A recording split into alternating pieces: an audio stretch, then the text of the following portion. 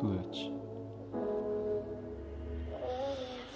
نست دیگه چیزی مثل قدیم دارون بر روزای پیش رو مست بدی مریض خونه بگو ناکده نامت خدایی داده از زر جایی که بگی میشه شنید نداره تازگی ایوست همه شمیست پدری سر نشه جوان شهیدش گریست